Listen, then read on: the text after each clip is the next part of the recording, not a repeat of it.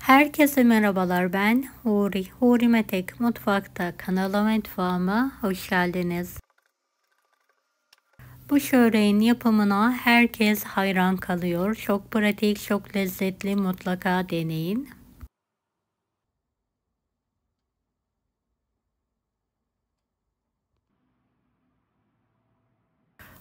Kat kat ayrılan bol haşhaşlı patatesli çöreğimiz. Evet, tarifime hemen başlıyorum.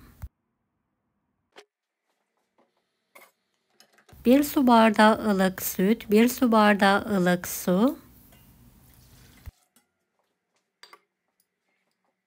4 tatlı kaşığı toz şeker, 1 paket kuru maya,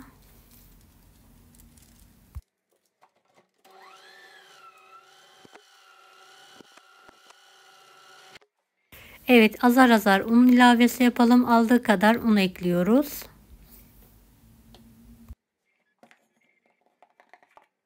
Unu ekledikten sonra 1 çay bardağı dolusu sıvı yağ, 1 adet tam yumurta,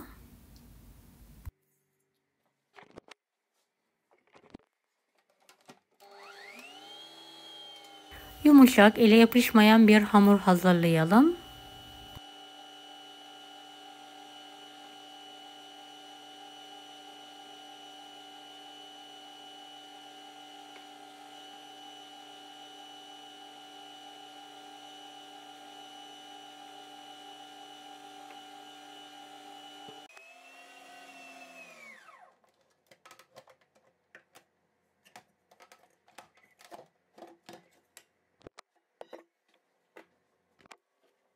Evet, hamuru biraz daha un ekleyerek elimle toparlayarak düzeltiyorum.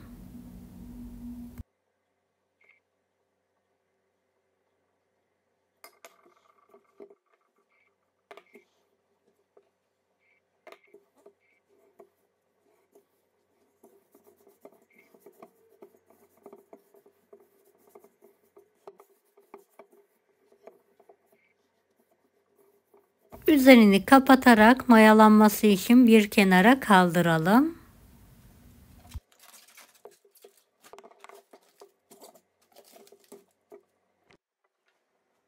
İç harcımız için 1 adet büyük boy kuru soğan, biraz sıvı yağla kokusu çıkana kadar kavuralım.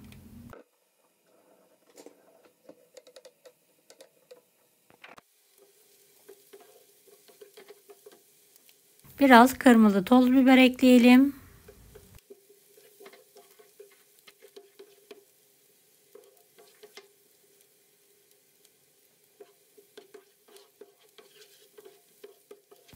Üç adet büyük boy haşlanmış ezilmiş patatesi ekleyelim ve birlikte karıştırarak kavuralım.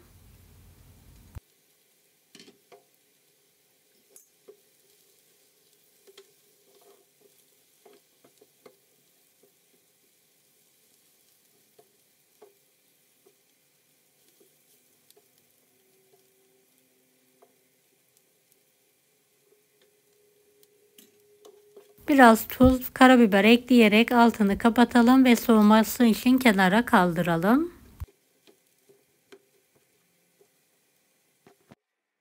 250 gram haşhaşa yarım su bardağı sıvı yağ ekleyerek açıyorum.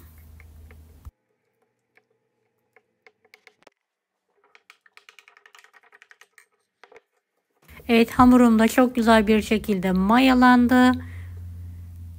Tezgaha biraz haşhaştan dökerek yayıyorum. Üzerine mayalanan hamuru alalım. Evet, kalan haşhaşı da üzerine bolca gezdirelim. Şöyle elimizle bastırarak hamurumuzu büyütebildiğimiz kadar büyütelim.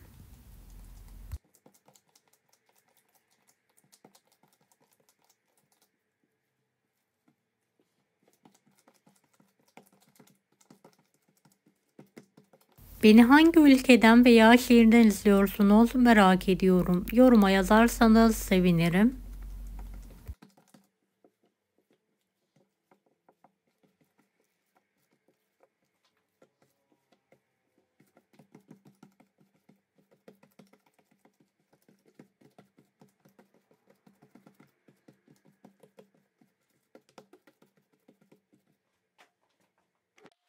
Evet, bu büyüklük yeterli olacaktır. Kalan haşhaştan bir miktar daha sürüyorum ve videodaki gibi katlayarak hamurumuzu hazırlayalım.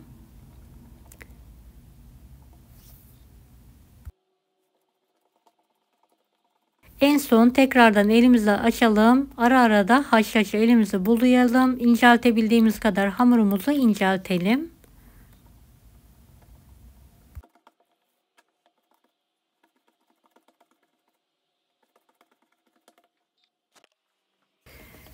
Evet, inceltmeye devam ediyorum.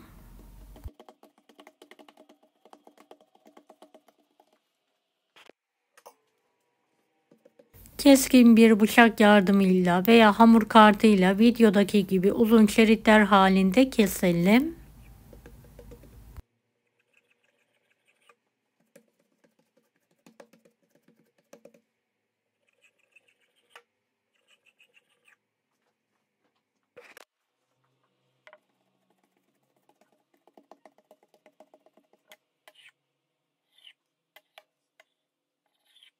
Evet, daha sonra kare olacak şekilde tekrardan keselim.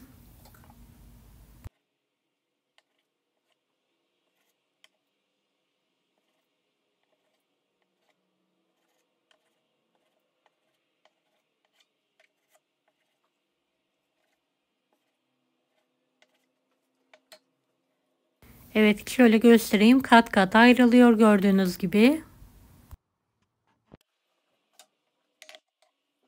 İç harçtan her birine bolca pay edelim.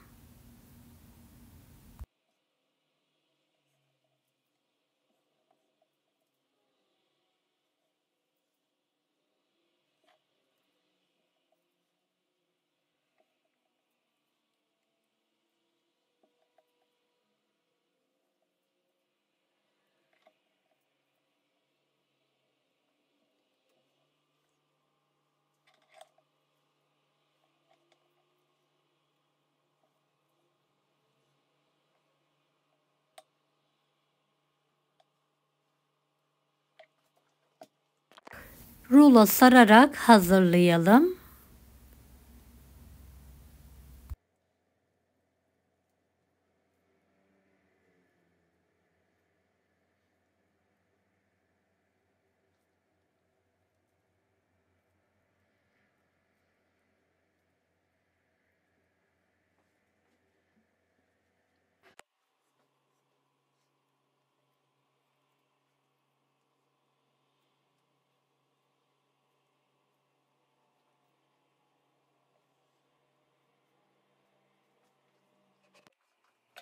Tepsimizi çok az yağladıktan sonra haşhaşlı çöreklerimizi dizelim.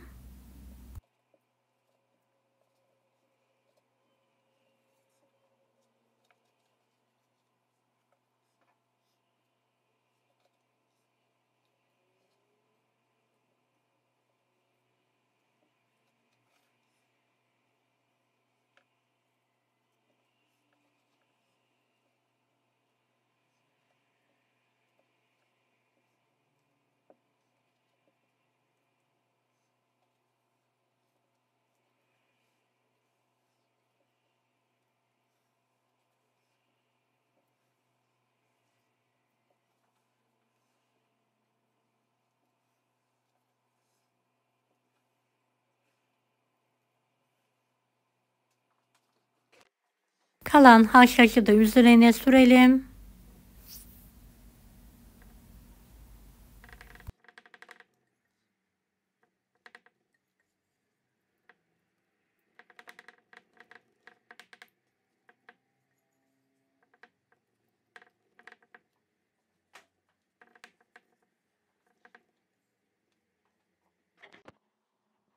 Önceden ısınmış 170 dereceli fanlı fırında üzeri nar gibi kızarana kadar pişirmeye bırakalım.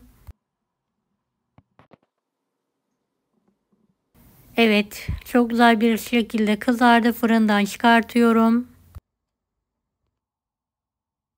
Ve kendi halinde soğumaya bırakalım.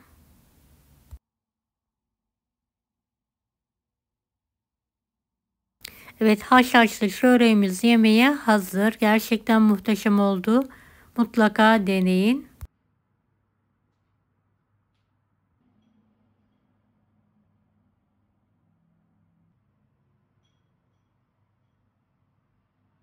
Çöreğimi şöyle yakından sizlere göstermek istiyorum.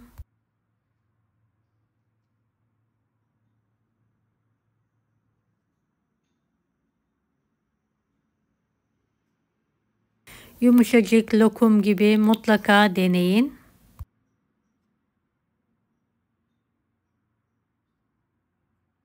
Deneyecek olan herkese şimdiden kolaylıklar dilerim. Kanalıma ücretsiz abone olmayı unutmayın. Allah'a emanet olun. Hoşça kalın. Daha farklı tarifler için bunları da izlemeyi unutmayınız. Kolay gelsin herkese.